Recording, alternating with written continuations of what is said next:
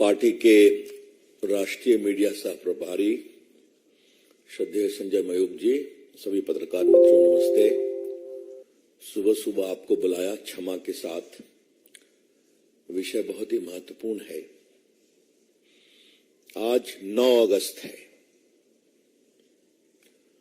आज ही के दिन महात्मा गांधी जी ने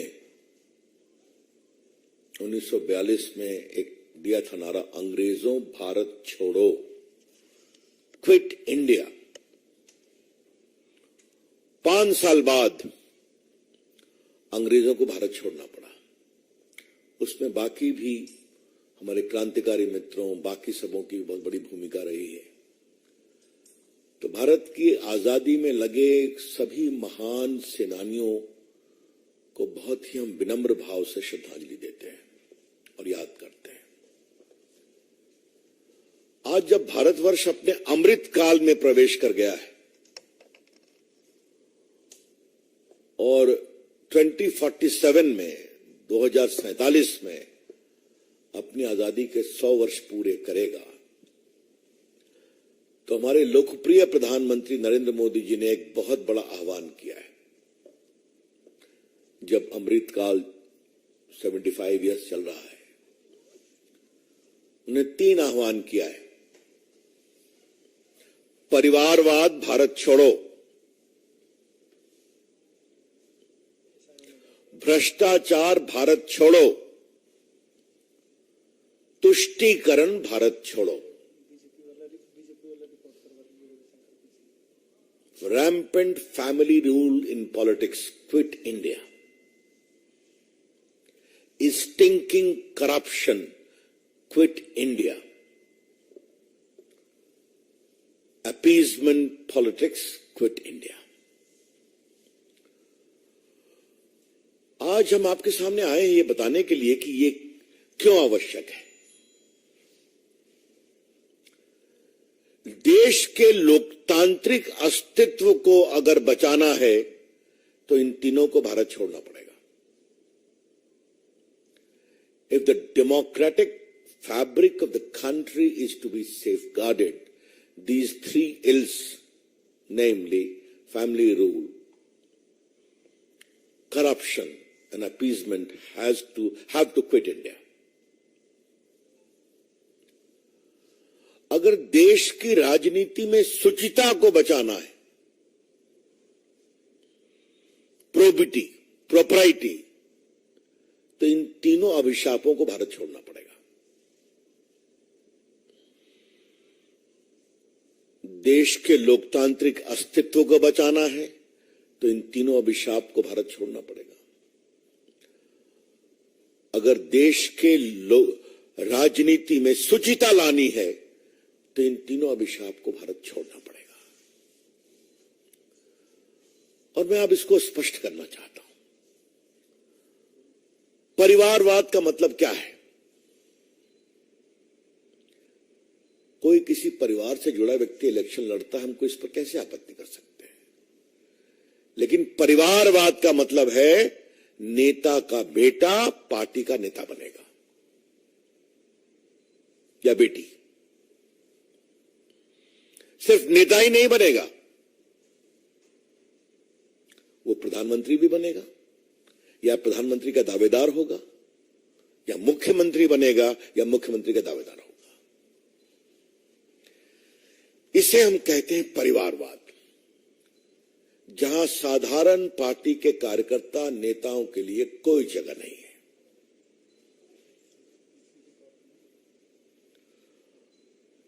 क्षमता हो या न हो, सामर्थ्य हो या न हो, नेता वही बनेगा, पीएम वही बनेगा या पीएम का दावेदार बनेगा, सीएम वही बनेगा या सीएम का दावेदार बनेगा और पार्टी का बॉस बनेगा। अब मैं उसको कुछ उदाहरण से आपको स्पष्ट करना चाहता हूं। राहुल गांधी जी की पैकेजिंग, रीपैकेजिंग होती रहती है। कांग्रेस के लोगों को तय करना है लेकिन कभी कांग्रेस के लोग ये विचार करते हैं कि राहुल गांधी की नेतृत्व की क्षमता कितनी है भारत ऐसे महान देश के नेता बनने के लिए। कल हम लोग भी संसद में उत्सुकता पूर्वक प्रतीक्षा कर रहे थे, क्योंकि कांग्रेस का ऑफिशियल ट्वीट आया, जन नायक राहुल गांधी बोलने वाले हैं। अब थोड़ा हम लोग आश्चर्य में पड़ गए। संजय जी और हम दोनों लोकनायक जयप्रकाश के सिपाही रहे हैं बिहार में आंदोलन में, तो लोकनायक तो सुना था, अब जननायक एक नया नाम आ गया।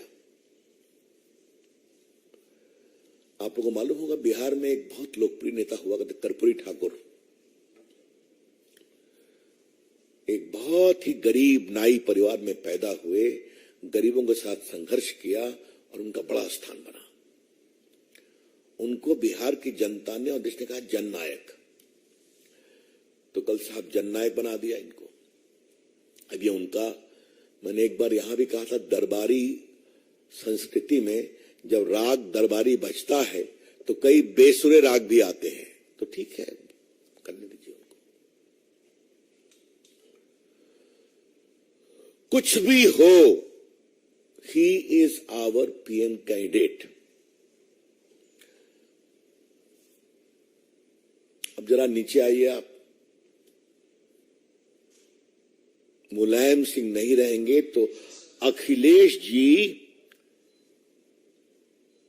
मुख्यमंत्री बनेंगे, भले परिवार में तफरका हो नहीं हो। उसके कारण उनकी पार्टी में क्या होता है मुझे बताने की जरूरत नहीं है आपको।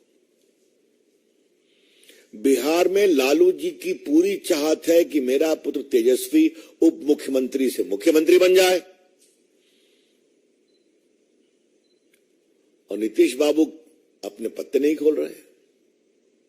अब उनकी इंटरनल पॉलिटिक्स में मुझे कुछ नहीं कहना है, वो बिहार की जनता तय कर चुकी है और जबरदस्त जवाब देगी चुनाव में। लेकिन परिवारवाद क्या होता है मैं आपको बता रहा हूं।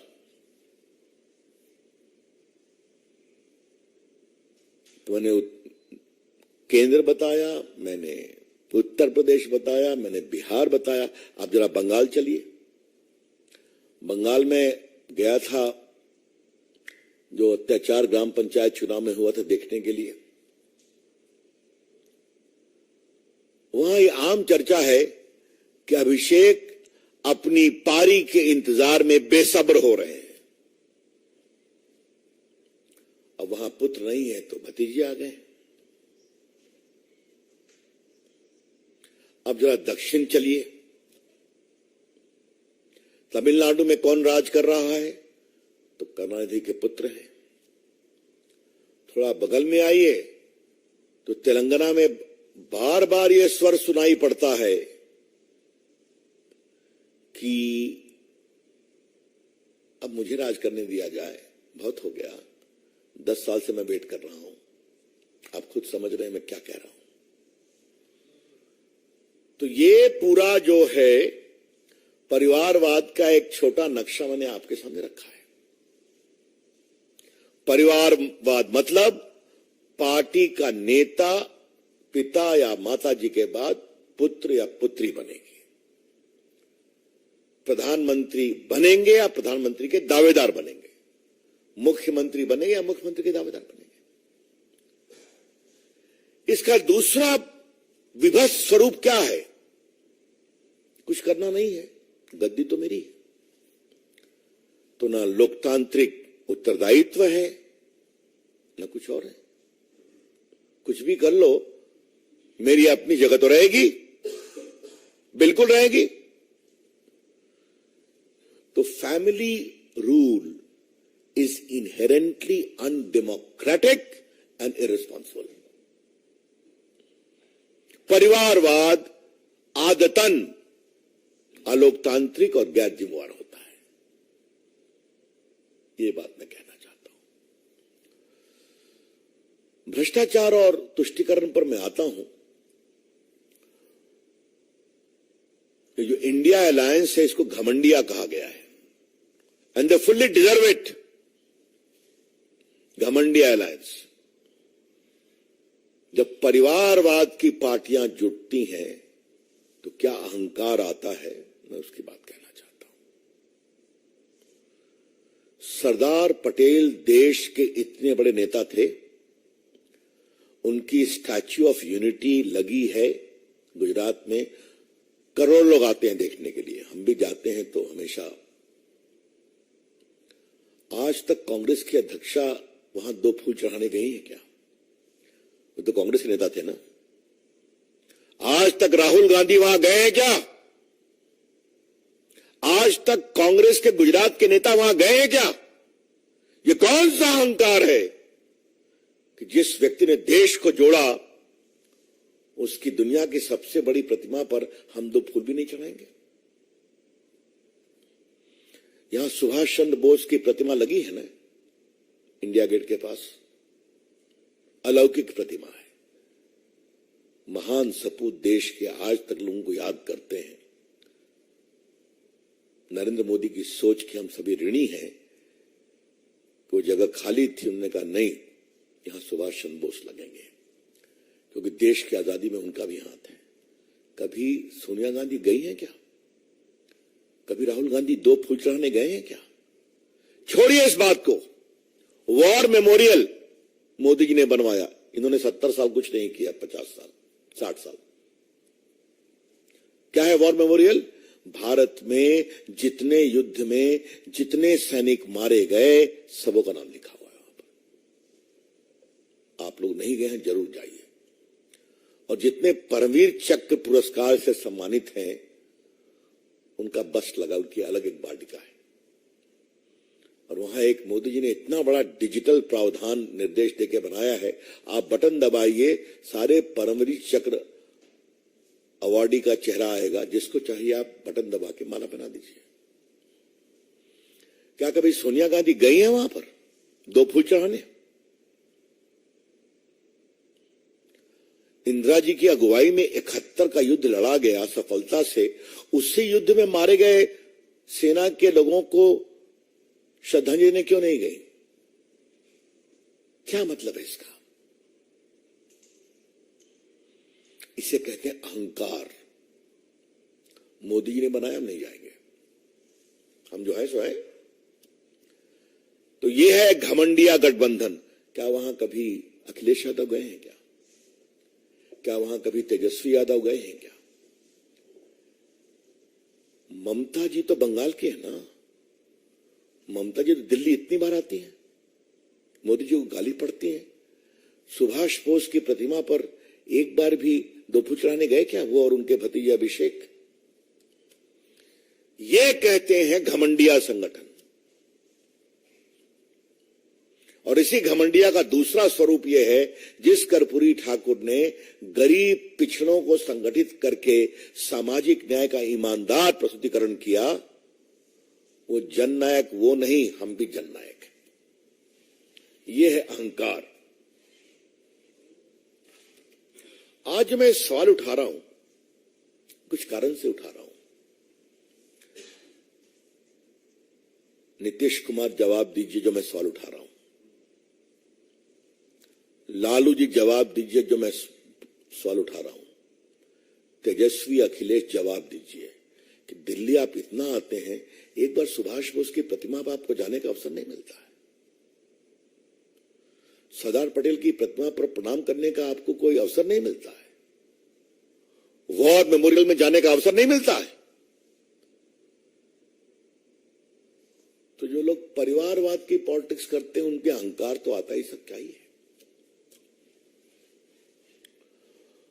तो मित्र, ये बात हुई परिवारवाद की। अब मैं बाकी दोनों विषयों को लेता हूं। एक बात आप जान लीजिए, जहां परिवारवाद की नग्न राजनीति होगी, उसके साथ भ्रष्टाचार और तुष्टीकरण अपने आप आ जाएगा। ये तीनों त्रिवेणी है राजनीति की, गंदी त्रिवेणी। त्रिवेणी का एक बड़ा सार्थक मतलब होता है। परिवारवाद, भ्रष्टाचार, तुष्टीकरण, यह भारत की राजनीति की गंदी त्रिवेणी है। the dirty triangle of India's politics. मैं आपसे एक बात कहूं, भ्रष्टाचार वहीं पनपता है और वहीं पनपा है जहां परिवारवाद रहा है। मैं गिनाता हूं, 2G के समय किसका शासन था? परिवार का। मनमोहन सिंह की कितनी चलती थी? कोयला घोटाले में तो झेल रहे हैं ट्रायल, सुप्रीम कोर्ट में स्टे के लिए गए हुए हैं। कोयला घोटाला मैंने बताया, कॉमनवेल्थ घोटाला मैंने बताया, आदर्श घोटाला मैंने बताया, सबमरीन घोटाला, हेलीकॉप्टर घोटाला, इन सभी घोटालों में परिवार के किसी लोगों का हाथ है या नहीं है? मुझे बता दीजिए। मैंने एक बार कहा था और आज उसको रिपीट करने का दिन है। संजय बाबू सुनिए आप, हमारी आध्यात्मिक परंपरा में पंच तत्व की बात कही गई है ना? ये शरीर 5 तत्वों से बना है, जल, थल, नभ, वायु, आकाश और अग्नि। We owe our human existence to 5 elements: the earth, the air, the fire, the water. इसी से पूरा जीवन बना है और मरने के बाद 5 तत्वों को इसी में समा जाना है। इसकी आध्यात्मिक व्याख्या हुई है, शाब्दिक व्याख्या हुई है। कांग्रेस पार्टी और उसके मित्रों ने पंच तत्व की एक जबरदस्त व्याख्या की कि पंच तत्व तब तक प्रामाणिक नहीं होगा जब 5 तत्वों में भ्रष्टाचार नहीं होगा। उन्होंने कहा नहीं, करके दिखा दिया। अब देखिए, थल का भ्रष्टाचार, कॉमनवेल्थ, आदर्श घोटाला, वो थल से ही नहीं रुके, पाताल भी चले गए, वहां कोयला घोटाला कर दिया। फिर आकाश में चले गए, वहां हेलीकॉप्टर घोटाला कर दिया। मालूम है, काफी केस चला है, आज बताने की जरूरत नहीं। वायु क्या होता है आप जानते? 2G घोटाला क्या है? वही ना है, स्पेक्ट्रम चलता है वायु के साथ, जिसमें बंदरबाट हुई। आपके जल घोटाला, सबमरीन घोटाला, आपको मालूम है। और फायर क्या है? दामाद सी जो पूरा बीकानेर में सैकड़ों एकड़ जमीन लेकर के जो पूरा पार्क बना रहे हैं, सोलर पार्क के नाम पर FIR चल रहा है वहां पर। तो ये 5 तत्व में भ्रष्टाचार हुआ।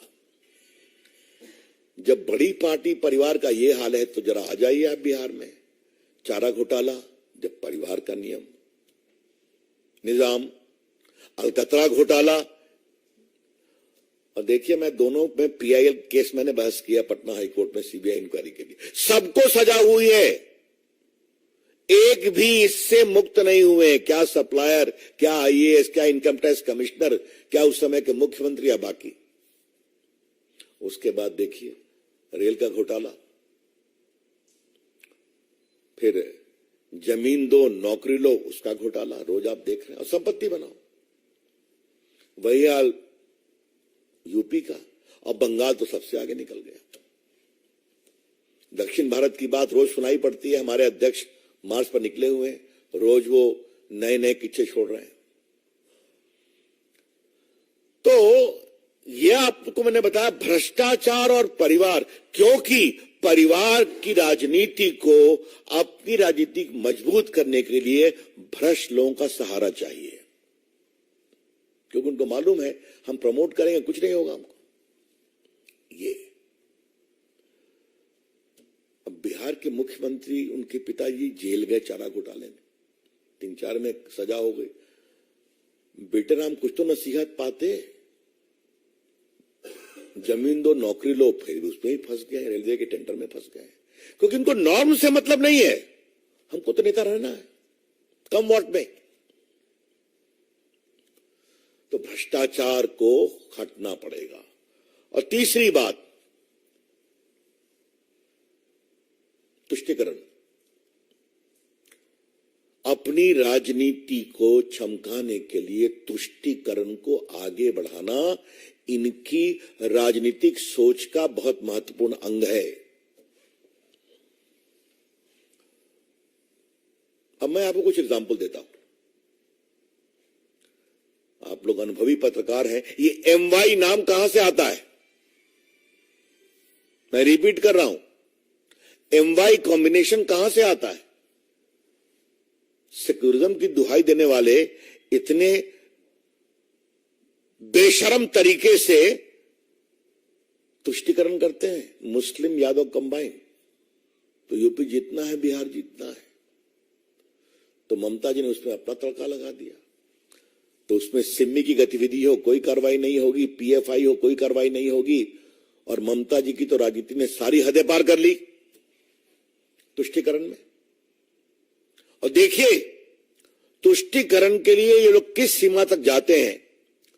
राजीव गांधी को 400 का बहुमत था। शाहबानों के सुप्रीम कोर्ट के फैसले को किसने पलटा? राजीव गांधी की सरकार ने पलटा, इनके दबाव में। बाकी मैं सारा इतिहास आपको नहीं बताऊं। और अभी 3 तलाक समाप्त करने का विधेयक जो प्रधानमंत्री के निर्देश पर कानून मंत्री के रूप में मुझे प्रस्तुत करने का सौभाग्य मिला था, सारी परिवारवादी पार्टियों ने महिलाओं के सुरक्षा के लिए 3 तलाक के अभिशाप के खिलाफ इतने ऐतिहासिक विधेयक का विरोध किया था। क्या सोनिया जी की पार्टी महिला नेत्री है? क्या ममता जी की पार्टी महिला नेत्री है? और बाकी तो RJD और इन लोग के बारे में तो कहना नहीं है। तो ये तुष्टिकरण को बढ़ावा देती हैं राष्ट्र की अखंडता, सौहार्द को रोकने की सीमा तक। इसलिए देश की राजनीति के जो तीनों अभिशाप हैं, हमें गर्व है कि भारत के प्रधानमंत्री ने 9 साल के राज में समाप्त किया है तुष्टिकरण को, समाप्त किया है भ्रष्टाचार को। आज सरकार के गलियारों में दलालों और बिचौलियों के लिए एंट्री बैन है। सारे निर्णय ईमानदारी से होते हैं, ऑक्शन से होते हैं।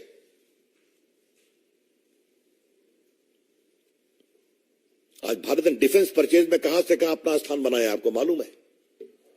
राफेल भी आ रहा है, बड़ी बड़ी सबमरीन भी आ रही है, और आज मेड इन इंडिया चीजें, अस्त्र वेपन बाहर जा रहे हैं। ये होता है ना। तो ये आज बहुत ऐतिहासिक दिन है। भ्रष्टाचार की बात आई तो संजय बाबू हमको कभी कभी फोन करते हैं, कह रवि भैया फिर कुछ आया है। हमने कहा हम लोग का तो कुछ नहीं। कहा नहीं, पिछले वाला ही आया है, वो नया निकलता है। तो इतनी लंबी फेरिस्त है उनकी कि आस्ते आस्ते निकलती रहती है और निकलेगी भी। इसीलिए देश के लिए, देश के हित के लिए, देश की सुरक्षा के लिए, देश के लोकतंत्र के लिए, देश की शुचिता के लिए और आम लोगों का लोकतांत्रिक संस्थाओं में विश्वास बढ़ाने के लिए यह बहुत जरूरी है कि ये तीनों अभिशाप, परिवारवाद, भ्रष्टाचार, तुष्टिकरण, भारत छोड़ो, for the sake of India, for the sake of country's security, for the sake of country's integrity, for the sake of probity in public life of the country, it is very important that these 3 ills, namely blatant family rule, corruption, and shameful appeasement, must quit India. Thank you, Mitro. Arun, CNN.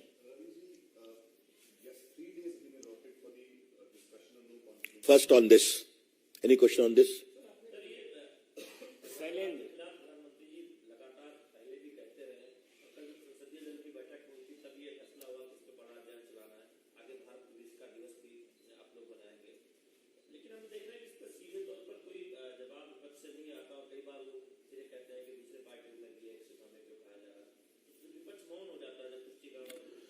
जब जवाब देने को नहीं कुछ बचता है नीतिगत रूप से मौन धारण किया जाता है। लेकिन भारतीय संस्कारों में एक और बात है ना, मौन स्वीकृति लक्षणम। हाँ, क्या उनको बोलने के पास क्या है? इसलिए मैंने आज पार्टी के राष्ट्रीय फोरम से बहुत विस्तार से बताया कि ये तीनों अभिशाप क्या हैं और कैसे भारत के हिंद को खोखला कर रहे हैं।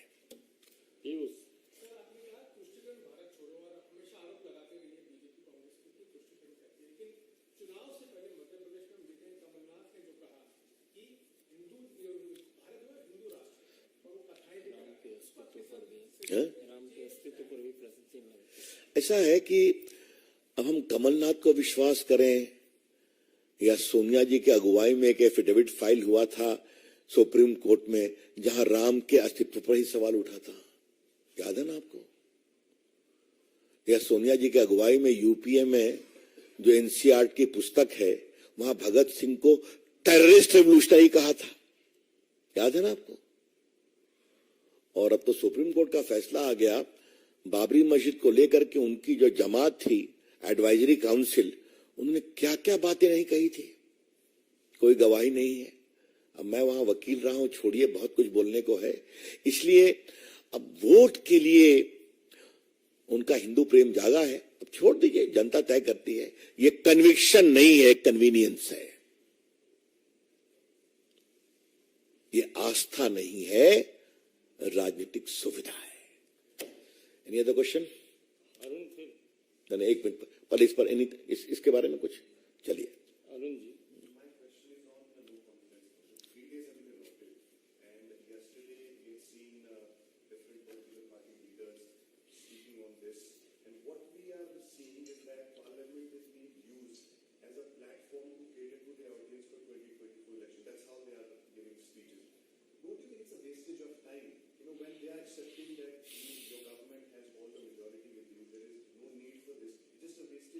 Well, that is a very interesting question, but instead of asking me, ask the leaders who have brought the no confidence.